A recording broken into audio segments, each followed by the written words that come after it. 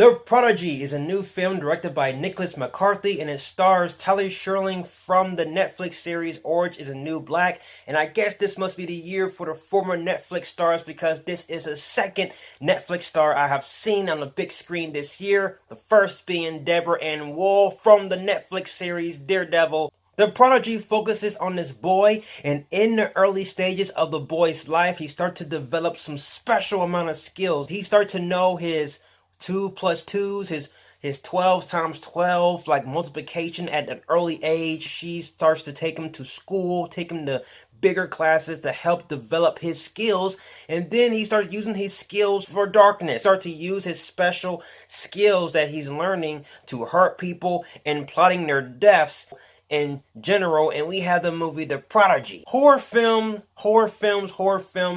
is usually a mixed bag in February. How many times have we seen a movie where a child, kills people?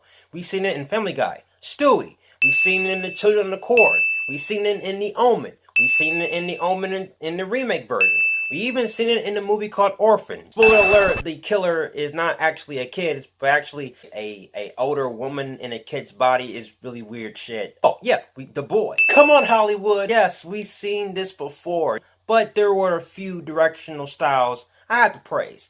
And I have to praise that the jump scares delivered. I was shocked. The jump scares in this film, they did a really good job of delivering the jump scares. The jump scares were genuine. The scene structure revolving around that jump scare before the jump scare actually happened was executed brilliantly. That made the audience felt a little bit uncomfortable. So when the jump scare delivered itself, it felt real, and I felt that, even though I didn't get scared, but I felt that, and I had to give some praise to it. Really good sound design, really good sound editing and sound mixing revolving around the jump scares. I'm really proud with the team with that. Taylor Schilling did a really good job of her performance. She played the mother of the boy in this film, and she really did a really good job. And there was a little bit of character development as well. She's the type of character that doesn't know what to do. Her son is literally trying to kill people and kill her, and she loves her son, and she doesn't want to hurt her son, but she's trying to do the best she can, and the film does a really good job of conveying that emotion. The kid who plays the killer kid, I forgot the actor's name, but you really felt his acting was authentic. You felt like it was real. You really felt like he was actually having these problems, as it is, and having these issues, as in, well, he wants to kill you, so you actually felt like he was going to kill you. This film has some good performances. This film has some good sound editing and sound design, but there are also a few issues I have with it, and my issues with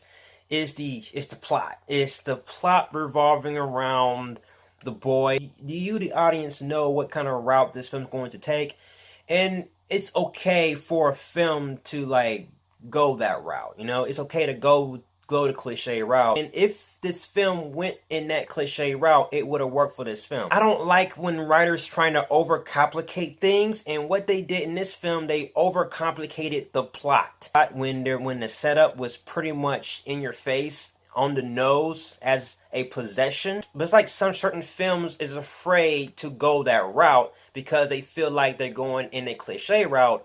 So what they do, they want to overcomplicate things and saying that, oh, it's not a possession, it's actually a being taking over your energy and chemistry, and it's just taking over your soul. So that's what it is.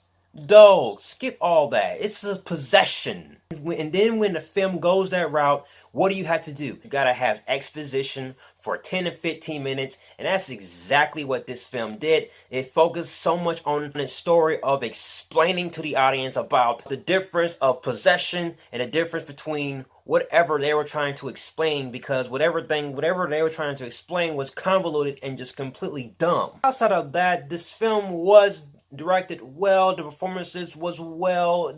It had the grit. It had the darkness to it. I had a decent time with this film. Now, I don't really think it should get a sequel, even though the film tried to hint a sequel. I'm going to give The Prodigy a Michael Keaton Batman. I had a fun time. decent time. Guys, that's my review of the Prodigy. Have you seen the Prodigy? Let me know. Give me your thoughts, and let's talk about it.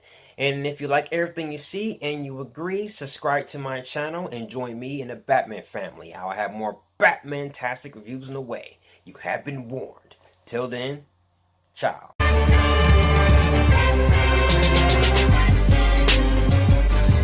Holy mackerel.